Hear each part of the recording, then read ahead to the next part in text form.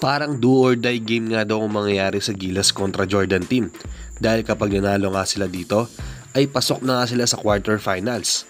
Pero kapag natalo at malaglag nga sa Asian Games, nanganganib nga daw ang spot ni Team Cone na maging head coach pa ng Gilas Pilipinas.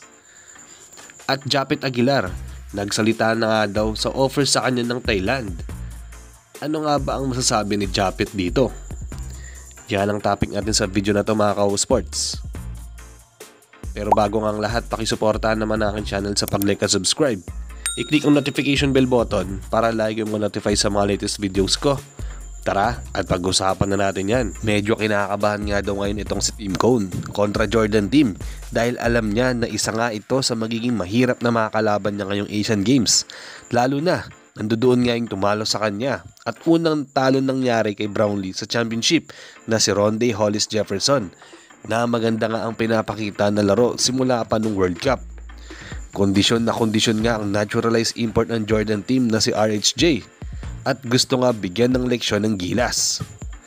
Medyo pamilyar na nga rin si RHJ sa pisikalan ng mga players sa PBA kaya hindi na nga bago ito dahil alam niya na din ang karamihan kung ano nga magagawa nito sa laro. Consistent din kasi ang nilalaro niya lalo na sa puntos at sa kanya nga nagsisentro ang offense ng Jordan team. Sa dalawang nakalipas na laro nga nila, tinambakan nga ng Jordan ang Bahrain ng 60-84, 24 nga ang tambak. At habang sa Gilas versus Bahrain, 89-61, 28 nga ang lamang ng Pilipinas dito. Pero sa Thailand kung saang nakahabol pa nga ang Gilas late fourth quarter at mabuti nga napigilan nila ito, natapos ang score noon ng 72-87. Pero nung Jordan team naman ang nakalaban nga ng Thailand, 63-97 ang score. Mahigit 30 points nga ang tinambak ng Jordan. So meaning, may mga advantage nga talaga ang dalawang team na yan lalong-lalo na nga sa Gilas. Kung sino kasi ang mag-top seed sa bracket nila, ay yun nga ang mag-a-advance sa quarterfinals. So, must win nga talaga ito para sa Gilas Pilipinas. Dahil kapag natalo nga sila, kailangan pa nila lumaban sa number 2 at number 3 sa kabilang bracket para ma-secure nga ang spot sa final 8. At manganganib ng araw itong si Team Cone para maging coach nga ulit ng Gilas. Dahil magiging early exit ito sa kanila kung sakasakaling hindi nga sila manalo dito sa Asian Games. At mataas nga ang expectation sa kanya ng mga tao dahil pinalitan niya nga ba naman kasi ay itong si Chot Reyes. Kaya nga hindi maalis ang kaba dito kay Team Cone at pressure na din dahil matindi nga ang mga kalaban nilang Jordan team. At isama mo pa nga dyan yung hindi nga 100% na Brownlee dahil may iniinda nga siyang injury ngayon. Kailangan talaga nilang magtulungan ng Gilas dito at hindi lang umasa kay JB. Magandang ball movement ang kakailangan nga nila. Matinding preparation nga din talaga ang kailangan nila gawin para ma-stop or malimit nga sa pagpuntos itong si RHJ. Dahil kapag nagawa nga nila yon, malaki ang chance na matalo nga nila ang Jordan at sure na makapasok na nga sa quarterfinals. Dito na tayo sa second topic natin mga ka-sports. About nga kay Japet Aguilar. Dahil nga sa magandang nilaro ni Japet dito sa Asian Games, napansin pala ang talent niya ng mga ilang bansa. Although matagal na ngang prospect itong si Japet ng ibang country like Japan, Korea at kabilang na nga itong Thailand. Tuluyan na ang napukaw at nakuha ang loob nito ng Thailand dahil ayon nga sa isang source, binigyan pala ng offer si Japet na maging naturalized import daw ng Thailand dahil kailangan nga daw nila ng isang big man na athletic.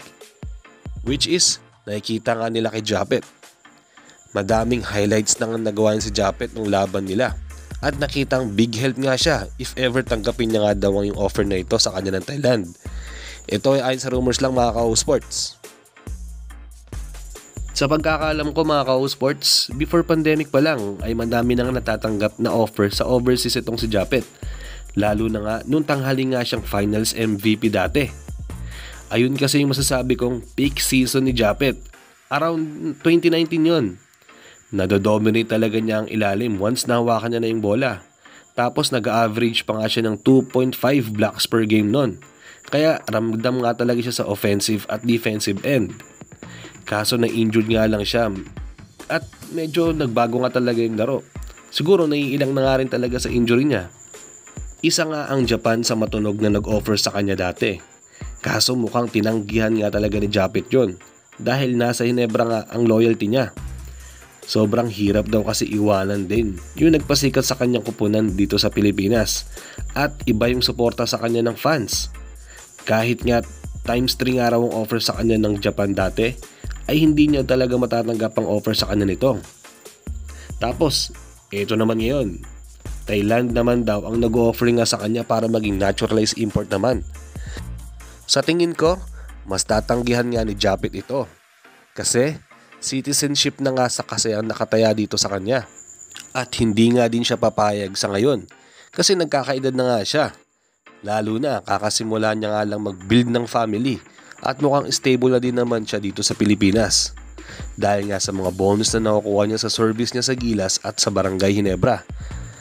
Malaki din naman for sure ang nakukuha niyang bonus sa jeans. Kaya tingin ko malabong tanggapin na nga ni Japet ng offer sa kanya ng Thailand na maging part nga ng team nila. Kayo ba mga ka-O-Sports, tingin nyo ba dapat bang i-entertain pa ni Japet ang kumakalat na may offer nga daw sa kanya ang Thailand? Or dapat mag-focus na nga lang siya dito sa Pilipinas at sa pamilya niya? Mag-comment lang kayo sa baba. Hanggang dito na lang muna tayo mga ka-O-Sports. Salamat sa panonood. Huwag nyo kalimutan mag-subscribe at ilike itong video na ito. Bye-bye!